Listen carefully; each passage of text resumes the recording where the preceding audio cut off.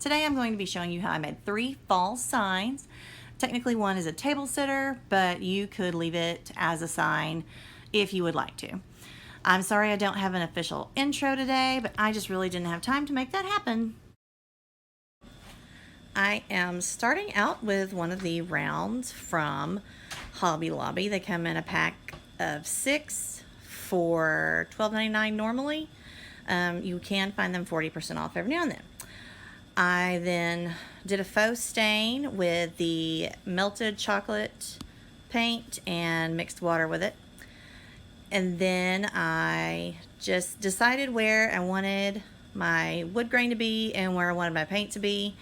And I used washi tape and a strip of the Cricut stencil vinyl. I wanted kind of a creamy kind of tan color, and I don't have that, so I used white paint and a little bit of the melted chocolate from Apple Barrel and mixed that up to make the color I wanted. And then I remembered that I needed to Mod Podge over my tape on the edges there so that I would have a nice clean crisp line. So after I did that and let it dry, I went over it. Oh, here's baby boy Declan right here. I went over it with my paint color. I kind of dabbed, well, once I remembered to do it this way, I kind of dabbed it on the edges there first, and then would kind of go back and brush again, hoping that that would make my lines nice and neat. I did do 2 coats, and I did the sides as well. When I peeled off the washi tape, that line was absolutely perfect. I didn't have high hopes for the Cricut stencil vinyl. It just didn't seem to stick that well. But it did pretty well. I had a couple of spots, but it's really not that big of a deal because I think, you know, they're going to be covered by the rest of what I'm putting on there anyway. The next step is vinyl. I have this really pretty olive green color, olive-ish green color from Cricut. And I just used something from Cricut Design Space that said Welcome Autumn, and right there, and you're gonna see my son's hands and toys a few times in this video because he was very, very present while I was trying to work on this. I did not do it on screen, but I did. There he goes. I'll just take that back, Mommy. I did Mod Podge over the area that I'm gonna be working over. You can see here, well, I mean, if you don't know what the design looks like, you may not notice, but I did pick up some of the design. So I just very carefully, and I just left this in real time so you can see what I did. So if you are doing this and start picking up some of your design, then you can just very, very carefully and slowly just kind of lay it back down where it was. And I used the vinyl that's still sitting there as kind of a guide. And then I just finished weeding the rest of it. This one was really pretty easy to weed. That kind of vinyl, the Cricut vinyl, is really easy to weed.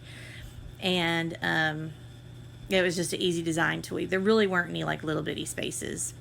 Not too many nooks and crannies. So there's a really pretty Welcome Autumn. Again, it's just part of Cricut Access. So if you have Cricut Access, it's actually free. Now I did it 11.5 because that is as big as you can get on a 12 by 12 mat, and I didn't really want to use the bigger one. I was being kind of, I guess, lazy. I really do wish that I had done bigger, and you'll in a bit when you see it on the sign, you'll kind of see what I mean. To me, it needed to be bigger. All right, so I made sure it was stuck really well to my transfer tape, and notice that I'm really mostly just focusing on the letters. And you can kind of see where I did Mod Podge and where I didn't Mod Podge. So it's kind of shiny where I did and not where I didn't. So in future, I will do all of it. And there's my son playing, and he's really sweet. I was like, Mommy needs this. And he's like, okay. Moved his little car. But right now, everything is a road. So, all right. The back peeled off really, really easily.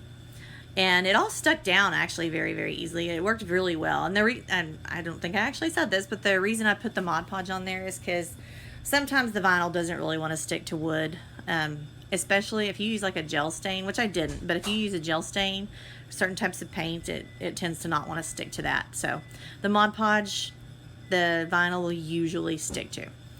All right, so again, I'm just going to rub it down, and I am focusing on the letters. Now, I do have that one spot up at the top of the W, that loop up there, that my transfer paper, transfer paper kind of wrinkled up. And when I tried to lay it back down smoothly, I tried to fix it. It didn't go that well. So it's kind of wrinkly. So I knew it would give me trouble. So I just didn't really worry that much about laying it down. I was like, it's a little piece. It's not going to be a big deal. I can just fix it once I get there. So I just very slowly peeled back the transfer tape. If I needed to, you know, I put it back down and rub the design back down, make sure it was stuck. And it works best if you kind of fold it back on the transfer tape back on itself. And every now and then I will kind of roll it. It just makes it easier for me. You totally don't have to do that. Just not having that big piece makes it easier. All right, so there's that piece I was talking about. The transfer tape was really all wrinkly, so I just did it this way. I just kind of pulled it, held it up, and then just smoothed it down with my finger. So as I said earlier, I just really felt like this was a little too small. And the color just didn't quite pop like I hoped it would. It's fine on the painted area, but it doesn't exactly blend in with the stain, but it just didn't show up quite like I wanted it to. So the solution that I decided on was to kind of add a shadow. And so I took a fine tip black paint pen and went around right up next to the vinyl on the underside of the letters and on the right side of all of the letters.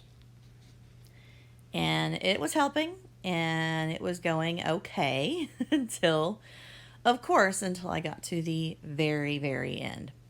So once I get over there to the end, you know, I'm kind of trying to draw, and it's not really working all that well. So, you know, I press down on it, you know, to the side. I go and press down on it to get that paint flowing again. And I start drawing, and it just like spits all over my sign. So I don't show it on camera because at that point I was just mad and ready to throw the thing. But I don't show it on camera. But what I end up doing is just mixing some more of that kind of tan-ish color paint and going back over those areas where see, there it goes. Anyway, I was so mad. So I painted over those, and then I mixed a color really similar to that stain, and I painted over that area as well. So when you see it later, it still doesn't look wonderful, but it doesn't have that big black blotch there anymore. Off screen, I put some of Dollar Tree's burlap leaves on it, and then I just hot glued those and made a bow to go at the top. And at this point, I just did not like it. I'm telling you guys, this sign gave me a lot of trouble. So I cut these pumpkin picks off of a larger bouquet pick, I don't know, stem, whatever you call it, from Walmart. It was a really pretty big one, and it was like 7-ish, I think. So I cut those two things off, and then I kind of played with bending them a little bit so that the pumpkins were sticking more out as opposed to just facing downward. And then I hot glued those in there. And this is what it still looks like right now. I still don't like it. I don't know if it's just because it gave me so much trouble or what, but I don't know. It is what it is. It's pretty. It's okay. It just doesn't look quite right to me for some reason. I can't really exactly figure out why. So I'll just stare at it for a little longer and figure it out. Okay, this one is just stupid easy. And I've seen it somewhere. One I know I saw, She's So CraftDee, and I'll link her channel below. And then I saw it on Pinterest, but I didn't pin it, so I couldn't go back and find it. So I can't tell you, who else I've seen do it. You could use the entire crate if you wanted to make it more substantial, put more in it. I just took apart the crate. I took apart that truck sign. All of this is from the Dollar Tree. And you could leave it as a hanging sign as well. I was originally intending on this to stand. And I glued 4 of the tumbling towers on the back and then glued that to the bed of the pickup to just kind of give it some depth and have a little space to put something in. I did do a faux stain with melted chocolate apple barrel paint on my crate. And I just glued that on there, and that's kind of that part. And then I was going to glue something on the back to make it stand, but that didn't go like I planned. It took me a while to find something to put in it that I already had. Didn't have to go buy anything. I have these little berries, little orange berries from the Dollar Tree. And I twisted some of them together and kind of bent them forward so that they would stay. And then there's that, it was from another floral pick that I've cut them off of from the summertime. And that's really kind of all I did. I did add on the back to make it stand. I hot glued at an angle a wooden gift tag. And I will show you that in a second. But that's it. I think it's really cute, but I don't know that it really makes a whole lot of sense because it kind of looks like oranges. So it's, I guess, one of those really common orange/pumpkin farms. Anyway, so that's it. That's what it looks like. That one was really easy and really quick, but I do think it is cute, even if it doesn't really make a whole lot of sense. This one is my favorite of today's projects.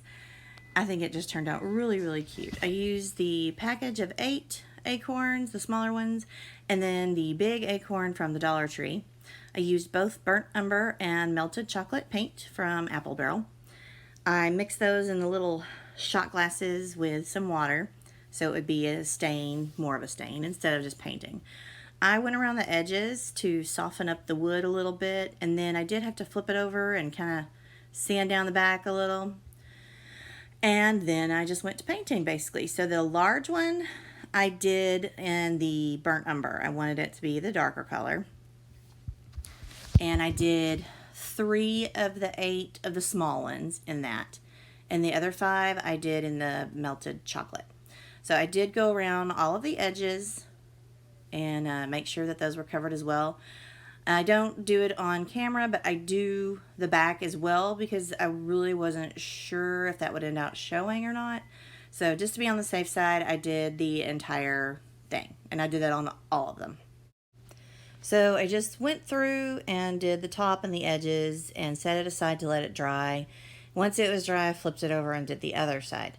Now, if you noticed on that last one, I kind of flipped it over and there was some on the back, like it had kind of bled over on the back side because I'm not being just super, super careful. So it kind of happened when I did the other side as well. Some bled over to the other side. So there are some weird blotchy spots, but they mostly end up covered. I got this set of rings at Walmart. I don't remember exactly how much they were, but it was less than $3. I used the middle-sized ring to create my wreath. And right here, I am just kind of marking off where the large acorn is going to sit so that I know where to put the smaller ones. And I start gluing them on, and then I remember that I wasn't actually done with the acorns. So in a second, you're going to see me pulling it all off. Or I don't know if I actually showed it or not. But anyway, I have to pull them off and do what else I needed to do to the acorns. So my original intention, and I realize it here in a minute, was that I wanted to wrap the top with what would be like the cap with twine.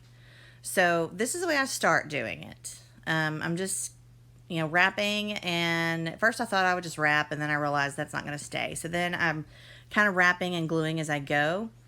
The little ones weren't too terribly hard. They did kind of get it annoying toward the top because, you know, obviously the twine wanted to, you know, slide in toward the top. So I had to keep kind of pushing it back down where I wanted it to be and holding it in place. So it took a little bit long. Actually, it took a lot longer than I thought it was going to, if I'm being honest. The large one took me forever, and it was such a pain in the rear. And in a little bit, I show you the back of it, and it just looks absolutely awful because I had to get really creative to get that top part to all stick and look how I wanted it to. The front is real cute. The back is awful, so it's a good thing that's not going to show. So anyway, you can kind of see here, and I'm terrible, and I'm really sorry. I'm really bad about not making sure that I'm clearly on screen. I just kind of start doing my own thing. I'm getting into my craft, and I'm not really paying attention. So you can see what I'm doing, but it, you know, it's at the bottom. So I wrapped, and then I wrapped some more, and I wrapped some more, and I wrapped some more, and then I was finally done. So here's my large one. The front looks really pretty, and the back just looks absolutely awful. And the bottom was okay because it started out going pretty well. And then, you know, as I get toward that curve toward the top, you know, it didn't want to work quite right. So I decided to cover it up a little bit. That is just packing paper that, you know, I collected for a while. There's no point in throwing it away. It's basically just free craft paper. So I cut out a little piece and just hot glued it onto the top of that. It doesn't look a whole lot better, but it's a little better. And I was also a little afraid about it coming apart. So I thought maybe that would help. I also realized during this process that I hate hot glue. No, I love it. It really is great, but it also can be a pain. But anyway, that's neither here nor there. So looking over at the side at my little acorns, some of them are wrapped a little bit different. Like I said, I just did that front side, only the side that was going to show.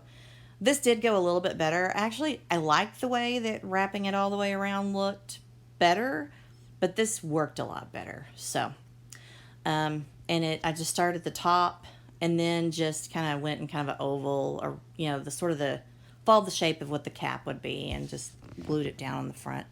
So I'm marking off where the big one's going to be again, and so that I know where to put my little ones. I was concerned that hot glue might not be quite enough. So I took the twine that came in the package of the 8 acorns and just put it on the back with a little dot of hot glue so that I could also tie it to the ring.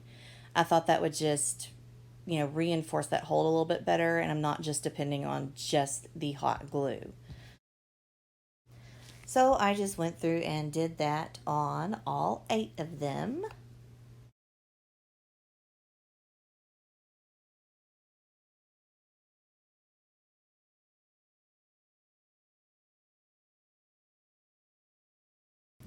Alrighty then, now it is time to start putting them on the ring. So this was one of the ones that I had previously glued down and had to pull up, so that's why there's already glue on the back. But I do put a couple dots on the back of the acorn where it is either going to be touching another acorn or the ring. And then I flip it over and I go over those 2 spots with some more hot glue. So it's kind of wrapped around the ring basically. And then I put a little bit of glue over the tie, and then, you know, tie it and then trim off the excess. So I had previously kind of laid this out a couple of different times to see, you know, how I wanted them to look. So I kind of had an idea. You know, I wasn't just entirely just winging it. So I would glue one acorn to another, and then also have the piece that was, you know, touching the ring, and I would glue that part. I did, and I don't show just a whole lot of it because I didn't think you really wanted to watch that, but I do kind of hold it down for a few seconds just to make sure that it's really glued on there. before I, flip it over and then add more glue and tie it and all of that kind of stuff. So I ended up actually only using 7. I'm not really sure how that happened because I laid it out several times. This was the original placement I wanted, but then I just kind of was like, I'll just see if anything else works. So I just kind of played around with the placement of the larger one for a few seconds, and I was like, no, I want it where I originally wanted it. So then I attach it to a couple of different of the smaller acorns, and like I said, press it down a little bit, give it a little bit of time, flip it over, make sure it looks good, and then start adding some bits of hot glue over the ring. And then I have some other twine. This is just from that big roll of twine that I used to wrap all the tops of the acorns with. I just cut a little piece of that and used it to tie the back and did the same thing. So I, glued it to the wood, to the ring, so on and so forth. So then I have this extra one. I didn't want it to go to waste. I thought it would be cute just kind of on the larger one. At first I thought I would put it at the bottom, but it really looked better up at the top. So I put a pretty generous amount of hot glue on that, put it up at the top, and there you have it. By the way, all the screaming that you're hearing in the background are my kids playing outside. It's mostly my son that you're hearing. Anyway, so moving right along, I did off-screen Mod Podge, the acorn, the large one, where I was going to put the vinyl, and I'm putting We're All Nuts here. I thought that was funny and fitting. And it's just white. It's actually removable vinyl, so I am going to have to go back over it with a coat of Mod Podge just to make sure that it stays, especially out in the weather. But it was the white that I had. So anyway, so I just, cut it out of my Cricut, slapped it on there, and now I am tying a string on the back for it to hang. And yes, it looks rough on the back, but nobody's really going to see that. It's going to be hanging up against the door. I don't, when I go over to people's houses, look at their wreaths and their signs and flip them around to see what the back looks like. I don't know. Maybe there are people that do that. If there are, then they can judge me. But anyway, so I got the string tied on there, and this one was done. So it took longer. It was more time consuming than I thought it was, but it really was pretty easy and very inexpensive as well. And here it is, all done. I think it turned out so cute.